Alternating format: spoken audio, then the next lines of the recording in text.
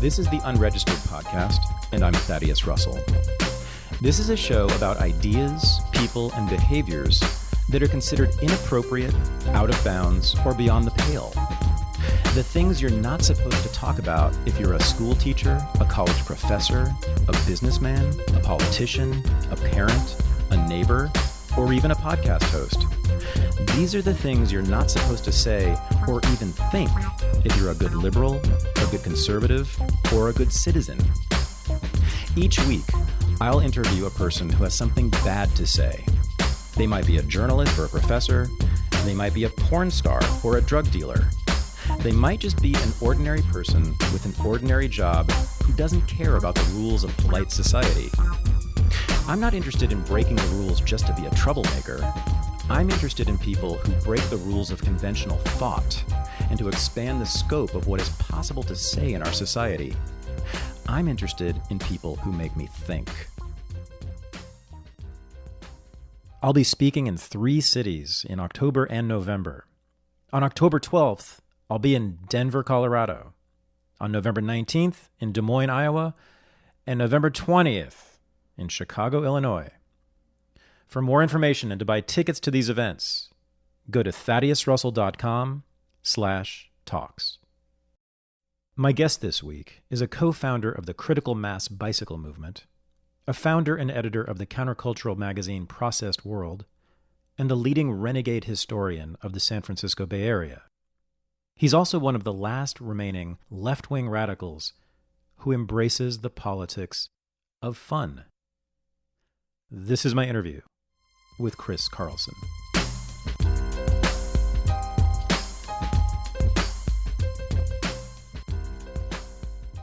So in 1991, I was living in the Bay Area and working as a temp office worker in downtown San Francisco. And I came across a magazine that was being circulated sort of hand to hand among people like me called Processed World. It was sort of a graphic novel kind of magazine, or a zine, I suppose. And it was simply about people like me, college-educated people who were working in temp jobs, in office jobs, in corporate environments, working in cubicles, in boxes all day long, forcing their bodies out of bed when the clock goes off in the morning, and then dragging themselves onto a subway, into a tube, onto a street, into another box. I found it quite alienating, and I found Processed World, this magazine, to be this voice in the middle of this blankness that I was living in that sounded like my thoughts as I was walking around Market Street in downtown San Francisco, feeling alone, like I was walking on the moon. And then recently, I asked listeners of this podcast for suggestions for people to be guests on the show. And one of the first people who was suggested was a guy named Chris Carlsson, who's sitting across from me right now. I did not know until I looked him up that Chris Carlsson was one of the founders and editors of Processed World. He also had a subsequent career in local politics, you could even say international politics, that I've also was participated in and didn't know he was a part of either, which is the critical mass bike ride. So lo and behold, I found myself talking to Chris and inviting him onto the show, and I'm very glad he's here today with me in downtown Oakland, in a corporate office building, in the kind of place that he and I hated so much when we were young office workers. So Chris, thanks for doing this. Oh, it's my pleasure. Glad to be here. And you have quite a history and a career in my hometown, Bay Area, as is yours to some extent. So I wanted to start, you're still living this life, essentially. You're still living the life of a political radical in the Bay Area. You still live in San Francisco, which sets you apart from most people like that. You are older than me, right? I think you're 62. You're 62, and you're still pretty much a committed full-time political activist, right? I mean, yeah, more or less. Well, I mean, it's complicated because I have a history project that I've been doing for 25 years. So I think a lot of times I get more credit these days as being a historian of the Bay Area, particularly of San Francisco, and that's fine. And I have taught some. Oddly enough, I'm a college dropout. I don't even have a BA, but after doing Processed World all those years and being, pretty worldly and a big reader and, autodidact in most respects, I didn't have much trouble finding my way into some sort of adjunct academic life, which is very parallel to the earlier temping life you were talking about. Yeah.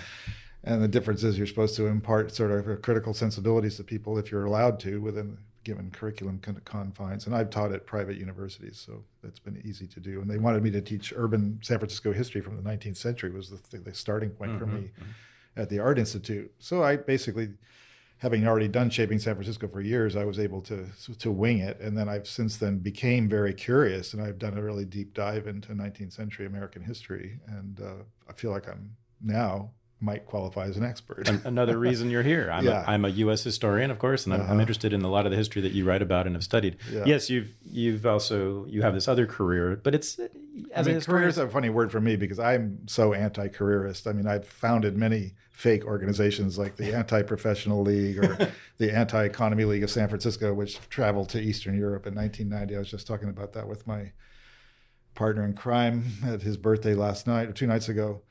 And, processed world, obviously the underside of the information age by the alienated wage slaves of the modern office and beyond, which is mostly distributed by going out in the streets in strange costumes and dancing around and convincing people to talk to us, which anybody knows that's not easy to do. Everybody thinks you're a religious nut or an unpleasant human being for doing that. But we actually did connect with people over and over again, often experiencing the world much as you described, in a sense of being really isolated and suddenly like, I'm not alone. That's a huge thing when you find out you're not alone with a very critical, bad attitude, as we've referred to. Let's keep in mind, this is pre-internet when it was hard to find other people. Yeah, well, we were really big on the Xerox machine. That's right. We actually made jokes in the early 80s about now that we have color Xeroxing, we can make the revolution. Which was sort of true. But I was going to say, so your career as a historian, outside of academia, I don't care, but as a historian is also very political. It's very connected to your political work. No, I've always had a real sense of the why do things? Why do you do things? Well, there's always a political reason. Yeah. I don't think that you can ever extract yourself from your motivations. And that's really what's in some fundamental way missing from critical thinking about work and the larger structure of our lives is why? Right. Why do we do all this work? Yeah. Why do we live the way we live? Why do we make the choices? Well, we don't make them as choices for the most part, and we should. So when I came across your work in Processed World in 1991, I was a political activist. I was a temp worker, but I was also working for a couple of communist organizations at the time as actually an office worker. And I was sort of making this decision, this was right after college, about whether to do that full time for the rest of my life, to commit to that, a life of, and at that time I was a socialist activist. Whether to commit to that, which you're supposed to do if you're a socialist, or to do something that might pay me some money. So I kind of split the difference and became an academic, right? There you go. But I have ever since thought about all those people, having grown up in Berkeley, being surrounded by people very similar to you, and having wanted to be one myself. I've always thought, what would it be like to actually do that, to choose the path that I did not, which is to be politically engaged the way that you have, all the way into your 60s in this city, as it is transformed also all around you. Like what? Because there's a cost to pay, a very serious. Well, there's a lot of consequences, I guess, might be the way to think about it. And there's certainly the one thing I like to sort of jokingly brag about is I made it from age 23 till now without having a real job.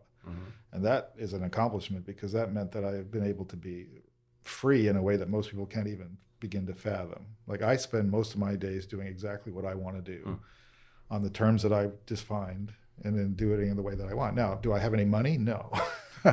Do I make any kind of a decent living? No, I don't. I've hardly ever had a salary. I don't have much pension. When Social Security kicks in for me, it's going to be very low.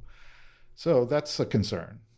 I do have the advantage of this time in history that most of us have, which is that our parents bought a house somewhere along the way. And my parents have a place in the Hayward Hills that I'll be able to get some modest amount of money out of someday, probably. So those are the kind of consequences, the costs of the choices that I made is that I don't have any of the trappings of normalcy that make people feel secure. And I don't know why it makes them feel secure, because it's a super insecure life where you have the ball and chain of car ownership, mortgage, college tuition debt, all this stuff. Like, why would you opt into that stuff if you can opt out? Like I've opted out of all those things, and therefore I have a very low cost of living. Yeah, so you're 62 and you've opted out of all of those. So you still no longer own a car? Is that correct? That's correct. I've not owned a car since the early 90s when my daughter was early teen. Yeah. And then when I broke up with her mom, I basically, they took the car for a little while and then it was sold off. And that was the last time there was a car that I was even related to other than my parent. I could borrow a car from my parents in Hayward if I want to, but I don't very often. I hate driving cars. I mean, I've been in cars. I've driven across country, dozens of times actually in my life. Earlier, mostly in the 70s and 80s. So I know the car life pretty well. I'm certainly Californian.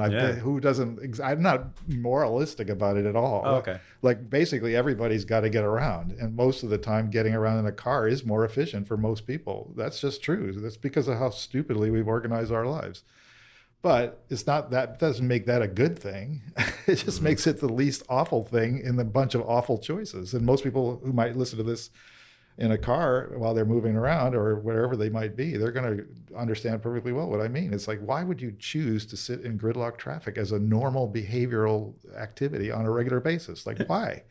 I don't. Like, I really have avoided that because I basically get around walking and bicycling, and I mostly stay in San Francisco most of the time. Yeah. I take BART to get here, and BART and the bike get me most of where I need to go in the Bay Area. I do miss out on, let's go to the beach. Well, how am I going to get there? Well, it's going to take a long time. It's an hour and a half trip by bike or BART or buses or whatever.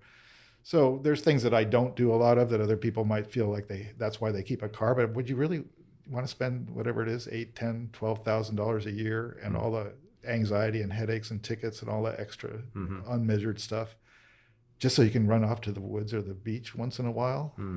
To me, it's like, I'll just find somebody else who wants to go, and I'll go with them. Now, you say it's not moralistic, so it's not a message?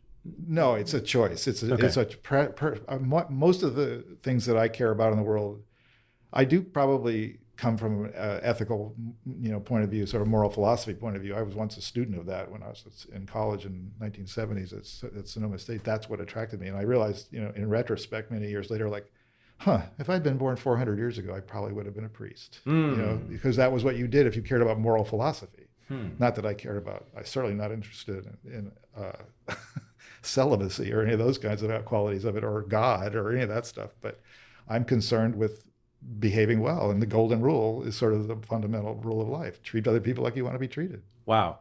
You're the first political person of the left or the right who has ever admitted what I have always believed to be the truth about them, which is that we, not they, I'm one of them.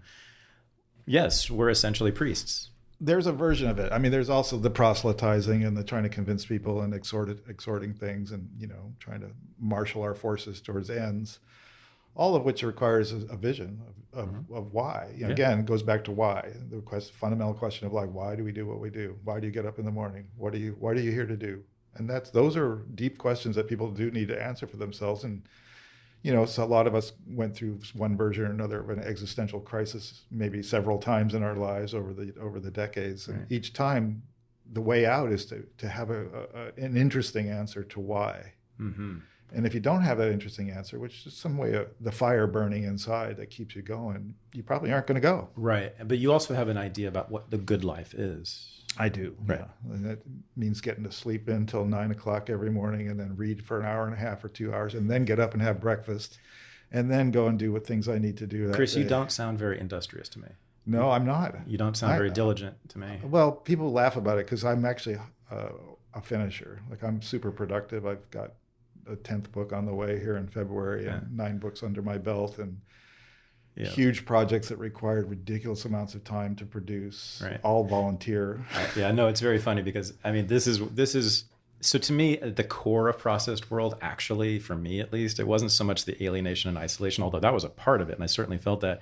It was simply that you guys were the only people on the left at the time and ever since who are anti-work. Yeah. Well, there luckily are more than us now. Hardly. But if you go, there is one interesting thread that's a piece of that, which I consider to be comradely friends, which are the folks around that come out of the autonomous Marxist thread. Right. There's about... And they're very theoretical about it. Sure, but there's like a handful of them. I mean, it's a tiny portion of the left. At this point, it's slightly more, but anyway. But you agree with me, right? It's a very tiny, unfortunately. And it has not been very influential in the United States. No, it's very, very, to me... However, American workers in general are closer to it than they are to a lot of other things. No kidding. Because, there's a sort of the old Paul Lafargue point that, we have a right to be lazy. Yeah. And most of them are pretty good at asserting it. Oh, yeah. Unfortunately, not always asserting it in a way that's, that's where you might, loops back to the sort of moral philosophy problem. Is like, I actually want to do it in a productive way. I want to be lazy for a good reason. I don't want to be lazy just because I'm slothful, although I can be. But my laziness is actually the kind of laziness that says, I'm not doing anything I don't need to do. And if I have to do something that I don't want to do, I'm going to do it so efficiently and so quickly that I free up all my time. Okay, so this is where I think I'm actually, I don't know if I'm to the left of you, but I think I'm more radical than you on this, believe it or not, on work. So I actually think it is the most radical and revolutionary and best and liberatory thing for workers to slack off at work, period. Mm-hmm. If it's looking at porn, if it's fantasizing about their next trip to the Bahamas, I don't care what it is. As long as they're not doing the work, I think that's just, it's the action itself. I'm with you all the way on that. I would just add one thing more, which is what we did a lot of in the processed world days. And if I ever had a real job, I would still do it, which is I would do things I cared about and want to do with the resources that are available to me in corporate or university America. Take their shit and use it. And so back in the day, we did a ton of Xeroxing, both at, for flyers for Processed World and then Critical Mass. The whole concept of Xerocracy was that, hey, you're near a machine. Xerocracy. Start using it and put your opinions out into the world. And I have a lot of opinions. So that for me was always like, if I have free time on the job, what am I going to do with it? I don't need to just stare at the wall. That's actually kind of tedious and awful. So the bosses were subsidizing Processed World, Absolutely. And they didn't know it. Well, sometimes they did know it. Actually, there were, in case of Community Memory, where I worked for a year and a half back in that was the last real job I had. I worked for a company called Pacific Software. So I've been in the world of computers and software since very early. And that was accidental, but it was also sort of the timing of everything. So I learned how to do word processing in 1980. When I had a receptionist job at the downtown community college center, which is now City College downtown branch at 4th and Mission. So I sat at the front desk, and then I realized there's classes right upstairs that I could learn this newfangled technology. And they were using what looked like IBM Selectric computers, but they were connected, IBM Selectric typewriters, but they were connected to a box that you would stick what was the same exact shape as an IBM punch card, but it was the magnetic media that were later inside of floppy disks. You'd put that into the box, and you'd type on a piece of paper with a typewriter, but it had a memory that was recording these things there. And then if you wanted to change something in the letter, write a new paragraph or fix a typo or whatever, you needed to be able to count down the lines and across the characters to know where you wanted to insert the H and the that you left out. So you got good at doing that. It was a very mental process, but having a memory was awesome because you didn't have to retype the whole letter every time. I remember it well, or whatever it was. And my wages immediately then jumped from $6 to $12 an hour in that period. And then I went to work at Bank of America and Arthur Andersen and T. Rowe Price and a bunch of other companies around there. But when I worked for B of A during that era, that's when we started Processed World. And our slogan at the time was, one ream a day keeps the paper bills away. So not only were we taking advantage of using the copying machines at work, we were actually taking reams of paper and slipping it in our You were bag. stealing from Bank of America. No, I had Robin Hood office supplies collected for the longest time. I still have staples today that were stolen in the 1980s. From downtown corporations. What's the statute of limitations on this? I don't know. I think I'm in the clear. You're okay. Yeah, Staples. Come and get me. I am a client of both Bank of America and Staples, so I don't know. I feel obligated to turn you in. Yeah. So, okay, so you've chosen not to have a car, but you do have a child? I do. She's actually very old now. She's 35 and she has a 2.5-year-old granddaughter. Because you named that as one of the trappings of children modern life. Children are awesome. I mean, I have done a lot of interesting creative work. People give me a lot of credit for. I use that word deliberately. Trappings. Yes, okay. and as you should, because it's an agreement to sort of conform. Yeah, and your kid will make you conform even if you don't want to. That's right. So yeah, I've been through that whole process, and now I see my granddaughter coming along, and there's a second grandchild in the pot, as they say. So so do you? I have a friend who's also political, radical, who's about your age, who has 2 children who are both, I think, and they're now adults. He's very clear. He says he regrets it. It was a mistake to have children. Do you feel that way? Absolutely not. Okay. No, it's the greatest thing I ever did. By far. I mean, that to me is odd sentiment to hold because, well, first of all, you can wonder about the guy's heart, but since I don't know him, I don't need to disparage him, but like, how could you not love your children like more than anything in the world? Because it's such an intense experience to watch a human being develop and you be part of that. And all the foibles and confusion that brings is all the most richest experience you'll ever have. And if you think about, like, I've written a lot, I've millions of words that I've churned out in my life. I've produced a ton of art, graphic art. I've taken a gazillion photographs. I've made documentary videos. I've produced social events that have changed the world. I have all these things that I could claim and that people give me credit for, whether I claim it or not. Nothing comes even close to the beauty and terror and excitement and love and joy of child rearing. It's just the greatest thing ever. And I'm getting to do it all over again now with a grandkid, which, by the way, as everybody always says, it's way better than parenting. Yeah. So the payoff is now when I get to have this amazing grandchild who already, like, just a funny little anecdote about that, just to sort of highlight it, is I got her on the baby seat on the back of the bicycle, and we're going down to the climate strike. And she says to me, this kid's not even 2.5. She's 2 1/3. And she just started speaking in complex sentences in the last month. And it's just been so exciting to watch her little brain explode with all these ideas that clearly were already there, but she's expressing them in a better way than ever. And she says, Grandpa Chris, do you remember going to a protest? And I just couldn't believe she said that to me, because it meant she knew past and future and present. And she knew I had a consciousness that was different than hers, that memory was part of that. I mean, all the complexity of that sentence blew my mind. I was floored by it. And we're just stopped at a stoplight riding down through town. And I had taken her to 2 previous protests. And of course I did remember going to a protest with her. And she even knew that's where we were going, even though I didn't even use that word. Right. So it was interesting. Family, you value very much. Well, yeah. I mean, I very much love my wife, and she's a big family person too. We have a big family in Mexico of hers, and then my family here. I mean, I'm more close to the families that I've produced or created in my life than I am to the biological family, although I'm pretty close with my parents. I mean, they totally depend on me. Right. My sister and I are not very close. She lives in Santa Rosa, and we're just not that close. Right.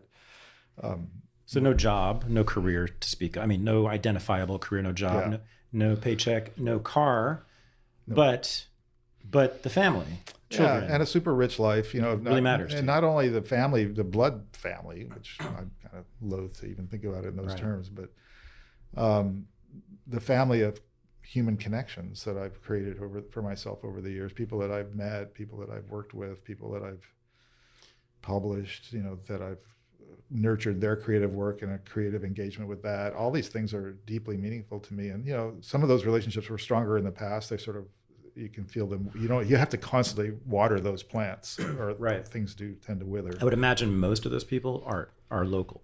Is that right? Yeah, although I have a fair number. I mean, weirdly, I have a lot of really good friends that I met for very short times on a lot of travel that I did. I got to do an enormous amount of international travel since 2008, especially, or actually even earlier, because we did the first Critical Mass book in 2002.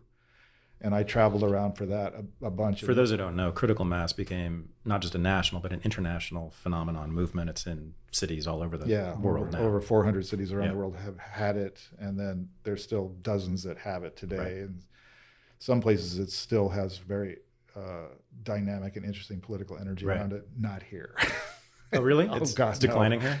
Declining is way past that. Oh, really? And I'll tell you why in a minute. But 2002 was it was the 10th anniversary of the beginning. It started in 1992. And so by 2002, we had gone through just about everything you can go through. Because my argument now, I wrote an article for the 20th anniversary book in 2012. It's called The Ruminations of an Accidental Diplomat. And it's really a reflection on what I learned from all these visits to critical mass and bicycling cultures around the world, mostly in South America and in Europe and here. Really quickly, some people won't know what it is. Can you just describe critical mass? Just a quick point of origin is that it started, a bunch of us were bicyclists, either commuters or bike messengers or, some sort of ecological activists or whatever. And already there was a sort of, there's really important antecedents. There's a long history story to be told here, which we'll leave that aside for the moment, but you can get me to go there easily. But in 1990, there was a group called Bay Area Bike Action, and they were doing staging protests in Golden Gate Park to prevent the park from turning into a parking lot. In 1991 was the Gulf War, and there was a spontaneous emergence of bicycles at the front of many demonstrations. I was there. I was in those protests in San Francisco. I saw you guys. Yeah, and it wasn't well organized. Well, I wasn't even necessarily on a bike during a lot of that time. I saw people on bikes. Yeah. I was a daily bicyclist, and I had been since the 70s. But that wasn't my thing in that Gulf War protest moment. But there they were. People showed up. There'd also been a bike messenger organizational effort. The San Francisco Bike Messenger Association had organized a protest ride and circumnavigation of City Hall in the late 80s with the sort of help of Herb Cain and some others in town. Because Herb Cain was a famous columnist for the San Francisco Chronicle. Yep. Right. And that was because there had been some move by one of the mayors back then to insist on licenses and registration for messengers. And they were like, no, we're not doing that. Mm-hmm. So there was a bit of emergent energy already having to do with bikes and politics that have sort of in the air. Right. And I had a graphic arts typeset. I had a business for all those years called Typesetting Etc., which was essentially a clubhouse. And I had half my income came from typesetting during that time and graphic arts and photo typesetting with galleys and hot wax and paste up boards and photo negatives and all that kind of stuff. So we had a lot of messengers coming and going from our office to pick stuff up and take it to clients. That was just part of our thing. And so we also had an alternative underground business going on at the same time. So people would drop in for that. And then we would have a smoke and talk about the world and so on and so forth. So all that was going on. And that meant that we were sort of a meeting point for a lot of different kinds of constituencies and people. And so during that time, from 91, after the Gulf War was over, into 92, there's just a lot of just chatting of like what to do next. We were still publishing Processed World. We were writing about bicycling politics in the magazine a little bit. And the idea kind of emerged from these clouds of smoke and beer drinking to let's just get together once a month and ride home in a group. Simple. Let's just do that. Let's fill the streets with bikes. What could they say? And if we do it without anybody in charge, they can't hold anybody responsible. We just are all going home together, just like all those idiots in their cars do every day. But it'll be us on bikes. And we'll fill the streets with bikes and won't be any room for cars. Let's try it. Can we get people to show up? Who knows? Let's try it. So we made some flyers, which is one of the things that was easiest for us to do with the graphic arts business and access to all that equipment, and started flyering bicycles going by at 7th and Market, which our building, where our offices were in the Grant building at the time at 7th and Market, which is now a Yotel. And, handed out flyers to passing bicyclists of the commuter variety mostly. And then the messengers were organizing their guys and gals, and everybody started thinking about it and talking about it. It got exciting. So the last Friday of September was the inaugural ride, and officially 48 people showed up. And we met at the foot of Market Street in what we called an organized coincidence. And we went riding home together, but we actually went straight up Market Street, turned left on Valencia, and went to Zeitgeist. And that was it. And we did that the first 3 months, all the way through Christmas. Zeitgeist it's a big biker bar. When that time It was more of a motorcycle bar, but we went there and we could bring our bikes into the back courtyard, which was underneath the freeway at the time. And you could, stack your bikes up in the corner, and it was a big, beer drinking, sort of like a beer garden. So it was a pleasant place to have that happen. And then by the early part of the following year, 93, it had taken off. So many people were showing up. We were getting hundreds of people on the ride, and we were all just couldn't wait every month for the next one to come. We had so many ideas. We were publishing all this stuff, these, critical mass missives, and other people were making stickers and bumper stickers and buttons, and the creativity was astonishing, and the joy that everybody brought to it, and music, and they were playing instruments on their bikes, and costumes for Halloween. Of course, that tradition carried on for many years. And so that was sort of how it got off the ground. And then within 6 months, it had appeared in other places of the world. Like the first one was in Poznan, Poland, because our friend Robert, that we'd sort of saved from the other side of the Iron Curtain back in 1990, right when the curtain was falling, but we helped him get a visa to come to the United States. He called his friends in Poznan and said, hey, this is incredible. You guys should do this. And so they had one the next month. And then they showed up in, Seattle and in New York and Austin, Texas and Portland. And we heard about them in other countries and other cities pretty soon after that. And, it got off the ground in Chicago 5 years later. And it became a really big deal there for a long time, and many, many other places. It's a very long and complicated story. So the first book was published about this in 2002. Which was from AK Press, and it's called Critical Mass Bicycling's Defiant Celebration. And it's a book that I edited and put together all this kind of, short essays from people that were part of the movement here, part of the movement elsewhere. We did a ton of the bureaucracies in there from all over the world, and it's a pretty nice capturing of the moment. And that led me into some travel. So I did a little book tour with that book. And then at that point, my daughter was 18 and going off to college, so it was a little easier for me to be free to do other stuff. And then there was some more books were published soon after that. But the critical mass experience changed. A couple of key moments along the way. So I'll just finish that story quickly. Is that in 1997, the police attacked us at the instigation of Mayor Willie Brown, who was having a slow news summer and decided in June to pick a fight with critical mass after he got stopped. I forgot. I didn't know this. I was living in New York by then. Yeah. In his limo, he got blocked one day and had a little conniption fit and decided he was going to stop this. Oh, Willie. And so he went through this whole very predictable process of trying to co-opt some aspects of the bike movement by inviting everybody to City Hall to meet. And then he didn't show up because he had his lackeys doing it for him. And so they called me and I said, why would I go and meet the mayor? I have nothing to talk about. I don't represent anybody. I'm not negotiating anything. It's like, just tell them to get out of the way. Like, that's been the argument all along. Leave us alone, get out of the way. We don't need any police. We can take care of ourselves. And for the most part, that was true. We were very good with corking and managing the sides of the ride and things like that. But the police always made it worse, and they were very antagonistic. And so there was something difficult to explain to a lot of people. Why were the police so hostile to essentially a joyful ride of bicyclists going through the city?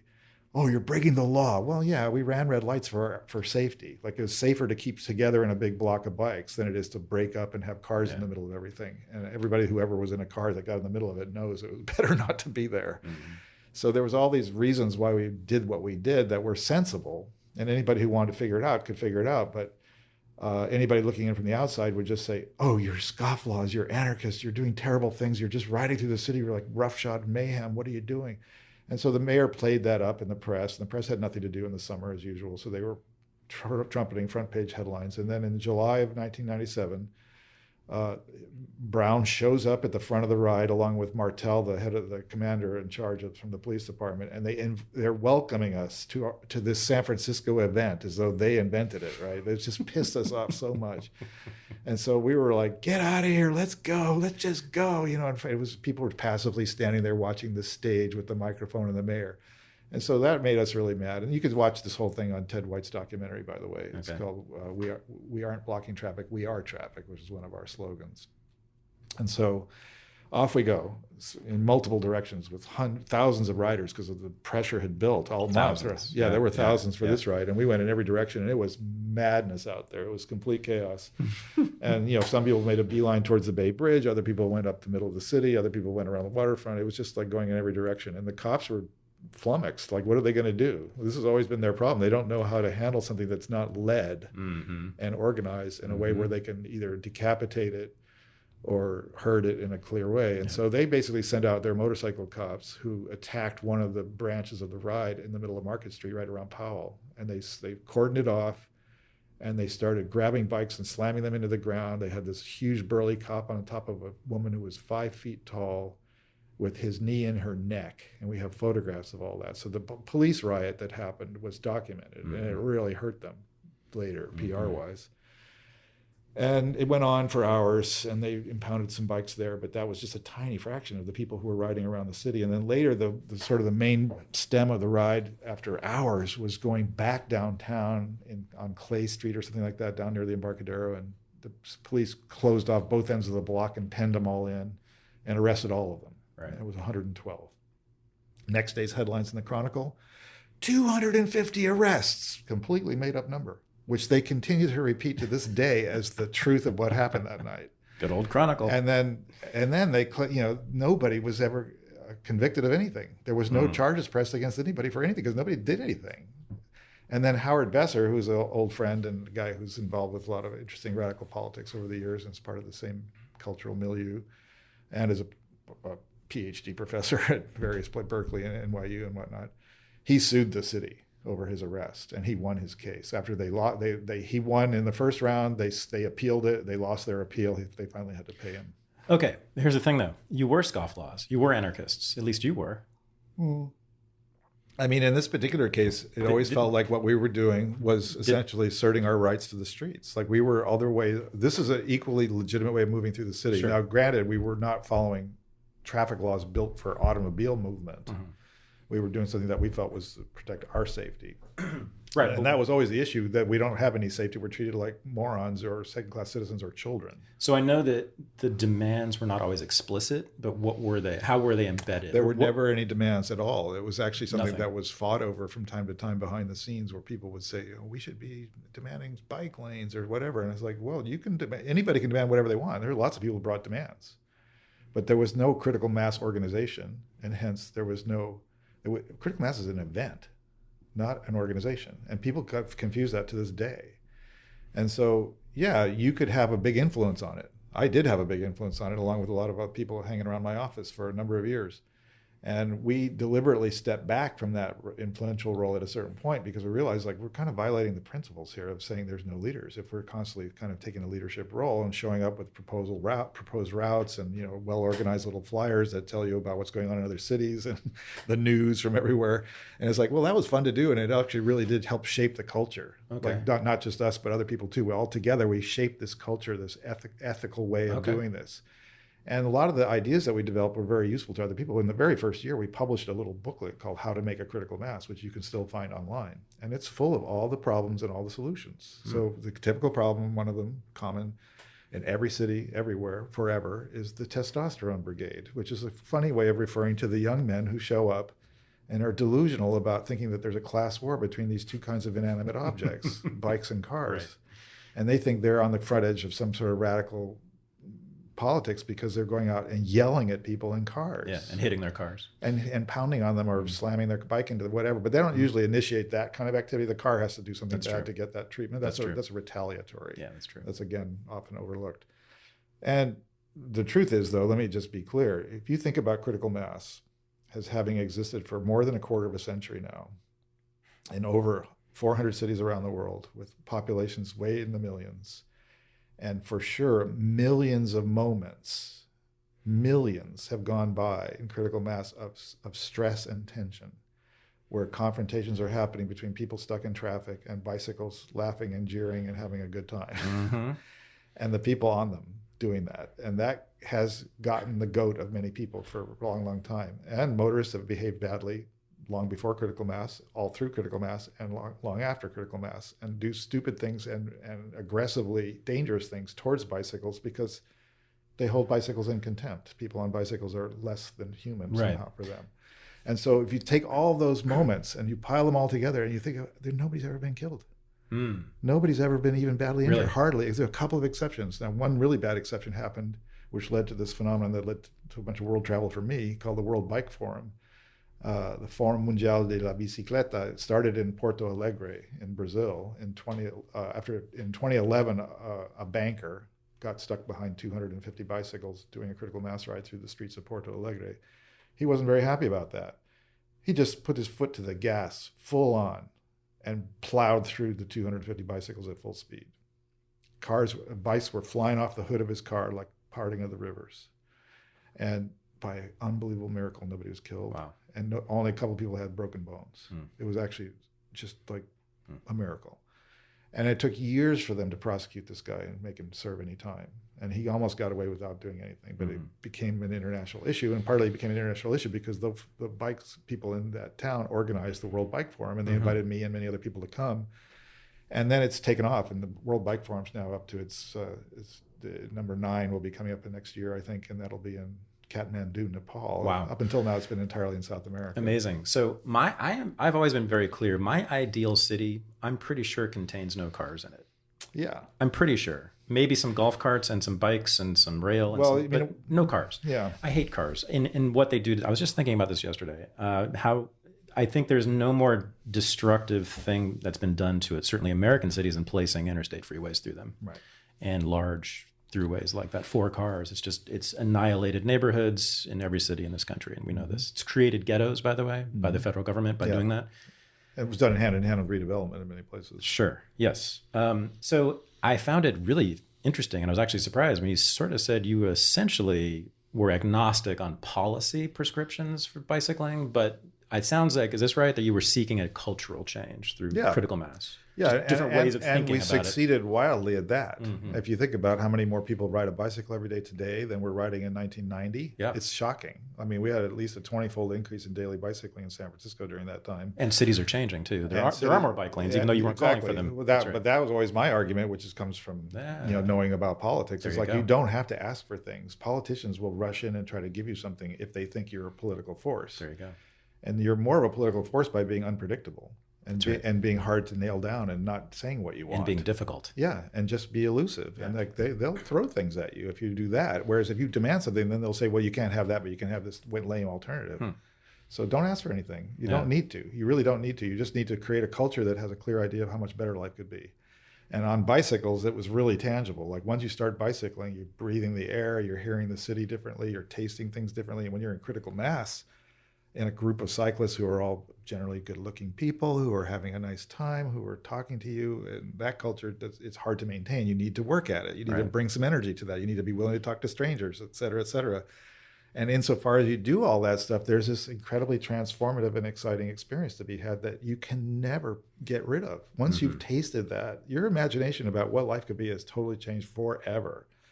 I had a beautiful experience in Rome. I was riding through the streets of Rome in critical mass during Chiamona, which is the big CM in Italian. That's what Chiamona means. And so they have an annual one that they invite all the Italians to come from all the cities, which all have critical masses of their own. And they all come to either, for a long time it was just in Rome, then it moved to city after a while. But this one was in Rome in 2008. And I'm riding along and just like, this is Italy. Everybody likes to talk. So I'm in pig and hog heaven there. It's absolutely fantastic. And I'm having a great time and everybody's chatting. Not that I can't speak Italian, but I was getting lots of the English speakers at least.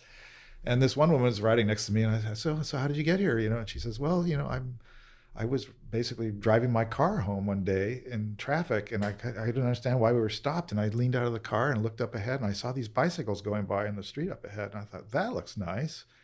And she did some research and found out it was critical mass. And then she went out the following month and joined it. And she couldn't believe how great it was. And as a result, she stopped driving to work at the World Health Organization where she had a job. And she convinced 1/3 of her office to stop working, to stop driving to work as well, and to ride bikes. So if you think of that as just a tiny little microcosm of what has happened across the planet, that's a big part of what needed to happen in terms of changing how we think about transportation. And when I think about transportation now, I think that the problem obviously is kind of one of the many attendant realities around neoliberalism is that this idea that private ownership of vehicles is a good idea. And it's been the backbone of the economy, which is part of why we should get rid of it, because who needs all this work? But not to mention the ecological consequences. But if you want to think about the ideal future dense urban transportation situation, all vehicles should be owned publicly and free. So all the vehicles that get to ride through the streets of the city, first of all the streets should be reduced by half. We don't need so many streets. You need way less. All those streets should be full of vehicles from all sizes, from the private small car all the way up to the large bus, and the light rail vehicles and underground subways, whatever they are. But they should all be one system that's available to everybody to use whenever you need a ride, to go anywhere to anywhere for free. And that should just be a public utility that we all have all the time. And that's part of my general vision of expanding the Commonwealth. Like we should have, even in a transitional moment in capitalism, stop this absurdity of having everybody have to be responsible for all this money to buy a vehicle, maintain it, pay for repairs, pay for the next one, insuring it, dealing with all the medical bills. Just stop that madness. Get off that treadmill and make all vehicles publicly owned, that everyone can use them for free whenever they need them.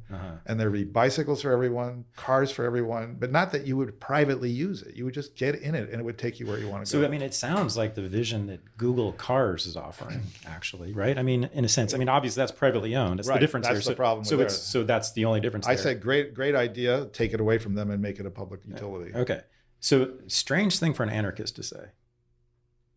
It's just a way of going from here to there. Like, how do we go from the world we're in to a world in which more people can choose to relax, right? And have a good life. It's just that the Willie Browns of the world will be running that system.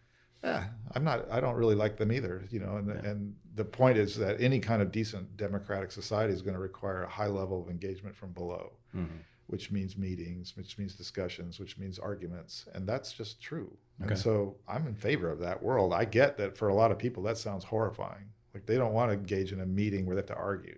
Right. Here in Northern California, well, a lot of people, they would rather just have a system solve all their problems. They like the idea of having everything come through their phone where they don't have to talk to anybody ever. Right. So that's a cultural shift that we're living through that's changing how people's brains work and what their set of social expectations are. And I don't like meetings any more than the next person. I don't. I avoid them when I can. Mm. But I also understand that if you want to have a properly difficultly democratic society, one in which we actually honor the feelings and needs and ideas of everyone, then we need a system that facilitates that process. And it might be some version of a digital commons that helps that kind of broad decision-making happen. I think it's indisputable that you are completely correct that that's what democracy is. Now, here's the problem. That is the reason I am less interested in democracy now, because I realize that's what it is. It's a lot of work. So where does that leave you? Are you a monarchist? No, I just don't want to do the work. So I'll let the ruling class, whatever it is, make the decisions. Yeah. And I'll put pressure on whoever it is to make the right decisions for me and my friends. That's it. Yeah. I mean, it's not that far, I think, from where you were. I mean, with critical mass and your intentions there. You weren't laying out explicit policy prescriptions. No. You wanted the world to change in particular large-scale cultural ways, right? Which is what I want too. Which would lead to a change in how we use space. Sure. And then in that space, I would hope that would facilitate a level of dialogic participation that we rarely experience. Sure. And all of that came to light for a brief time, at least in Occupy. But Occupy obviously failed for all sorts of important and interesting reasons that we'd got to derive some lessons from going forward. Let me throw one last economics challenge at you, and then I want to get to more interesting stuff. But sure. The neoliberal economist would say to you, buddy, comrade, come on, there's no free lunch. There's no free cars. There's no free bikes. There's no free transportation either, they would say. So who's going to pay for it? Well, there could be. I mean, we're paying for the bombing the rest of the world and having military staff. Someone's paying for it. I'm paying for it. You're paying for it. We're paying for that. And then I would rather pay for a system of, losing the actual financial and social wealth. Not that I believe there should be money or financial wealth. I'm in favor of doing something else besides that. But we are extremely rich as human beings on the planet. This planet is hyper abundant and could easily satisfy everybody's needs several times over with everything they ever wanted. Now, as soon as you say that, it's like, well, you can't. We already know not everybody can't live like an American upper middle class person. They would be exhausting the resources and the ecology of the planet in no time. Well, that's true. So when you say everybody gets everything they want, the next question is, well, what is everything that everybody wants? Who ever asked anybody that question? Nobody. And does the person who has all this material crap in their garage or their closet really want all that stuff? Is that why they live on the planet, to have all that stuff? Probably not. It's what they were sort of encouraged to do by the logic of the world they're in. And so what I would propose is to start the conversation, unlike the people on the left who want to beat you up and tell you should sacrifice, you should simplify, you should give everything up. I'm like, no. I don't want to give anything up. I want you to have everything you want, everything. I want you to live in there's a book that I quoted in my most recent blog post called Fully Automated Luxury Communism. Yeah. I disagree with this guy for various reasons, but I love the title. Yeah. And so that's what I'm in favor of, is a version of that. But then the interesting question that it begs is, well, what does that consist of? What is fully automated luxury communism? And what does it mean ecologically and socially to get there? Yeah. That's the interesting politics of our time, or should be. We don't have those interesting political conversations. Okay. We just don't have them. The left won't have them because the left is stuck in 20th century paradigms for the most part.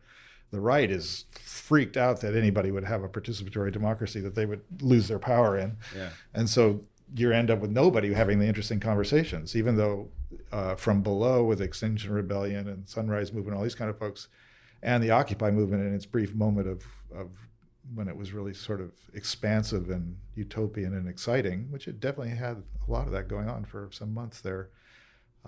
These questions finally were starting to come up. People start talking about that. Well, what would it be to have everything you want? And how would you like to how much work are you willing to do to get that? Because this is not a no work world. It's no free lunch. Yeah, you got to do some work at least, and I'm actually happy. I would like to do lots of different kinds of work. My attitude towards work has always been kind of derived from elementary school when they made me do busy work, because I already knew everything they were teaching me. I was like, well, why? I want to do stuff I'm interested in. I'm a very productive person. I can do a million things. Yeah. I would like to be able to do all of those things all across the board. Now you have set yourself apart from much of the left, the American and academic left, I should say, in various ways over the years, which is one of the reasons I like you. How are you different than typical socialists and Marxists and other revolutionaries? Well, it depends on, I mean, there's so many flavors that it would take me the rest of the time and then quite a bit more to even. Let's go with the Marxists. Delineate They're that. around here. They tend to be the biggest thorn in your side. I don't think you can possibly understand capitalism without Marx. So there's a difference between Marx and Marxists. Sure. The first distinction to draw. So I'm definitely a fond reader of Marx, and the analytical chops that you get from digesting those tools is indispensable.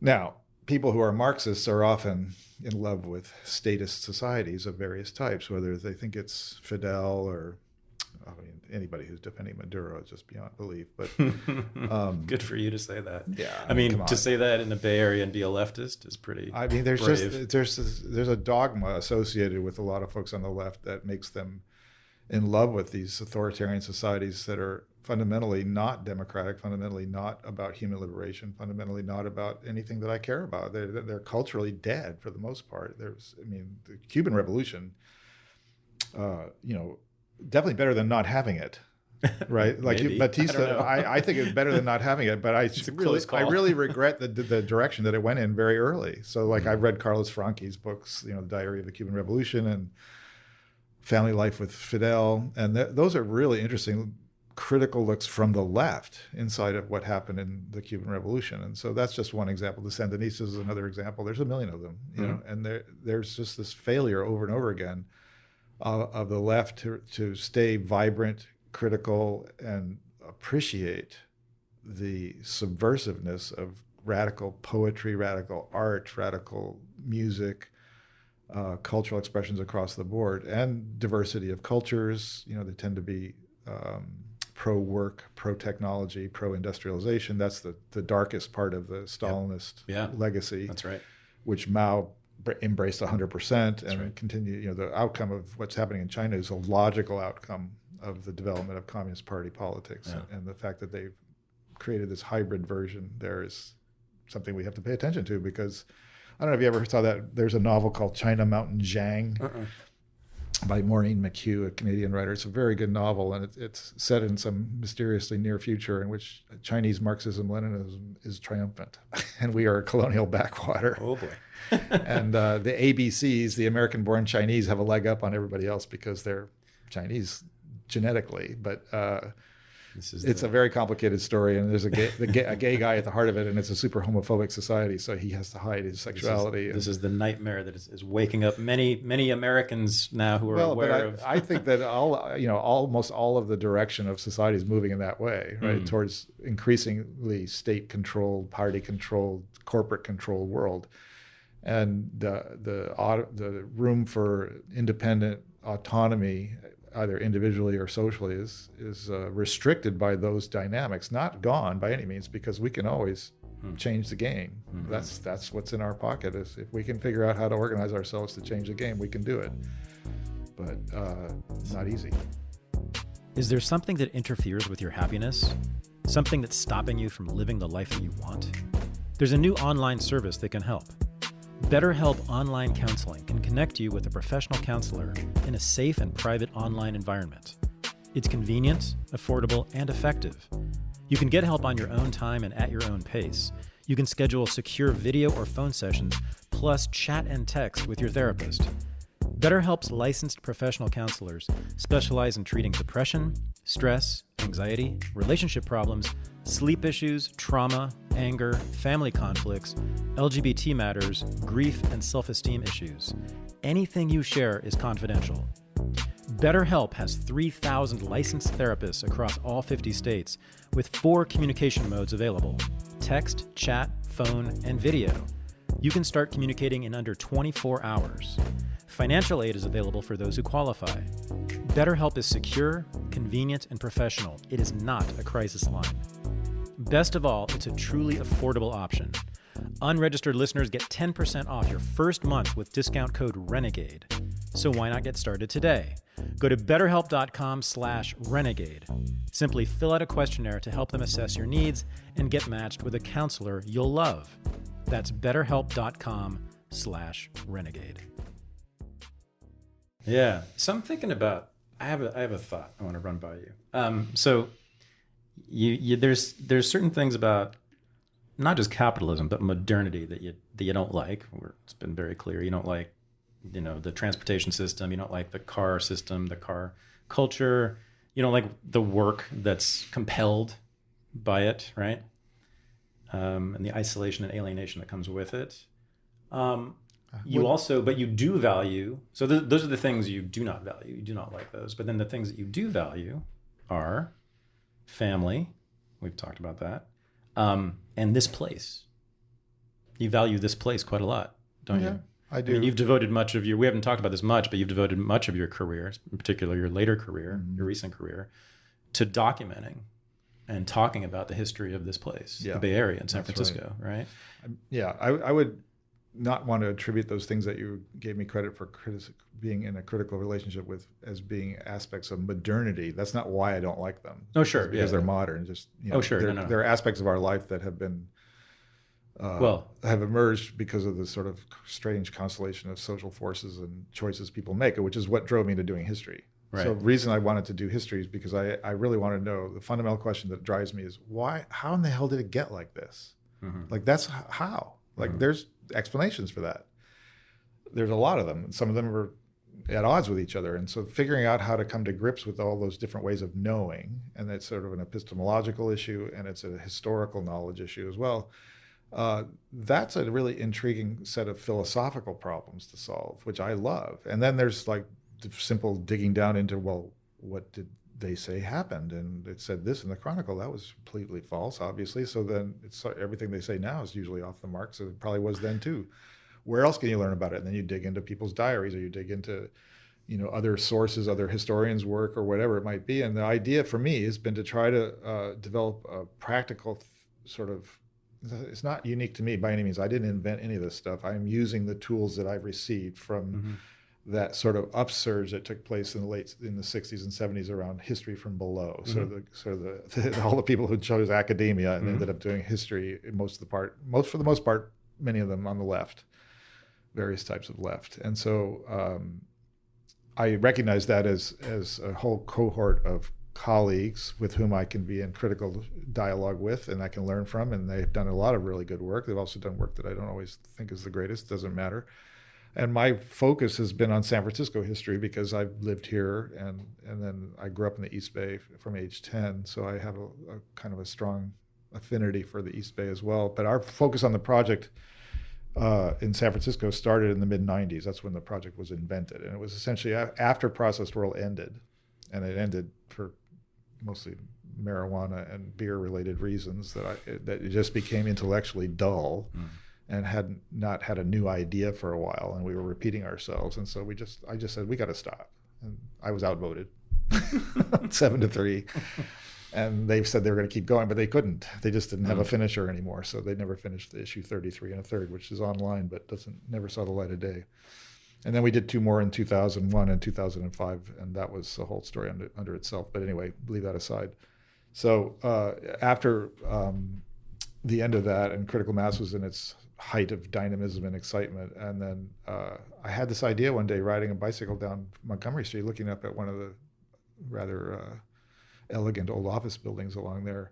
Like, how cool would that be if you could create a sort of animated world in which you could step into the office and watch that envelope stuffed with cash pass hands between the Attorney General of California and the fixer for the mayor in 1905 and just see what happened. Oh, yeah. Right? Okay. And I thought, God, that'd be so cool. Maybe you can do that with computers pretty soon, because we all had computers, and we were, the web was 2 or 3 years old at that point, and we were just starting to think about, like, well, what could we do? And so multimedia was the buzz in town in 1995 and 96. It was all interactive multimedia. It was going to get rid of everything else, all radio and newspapers and everything, magazines and books. Everything was going to disappear, and everybody's going to get everything on CD-ROMs.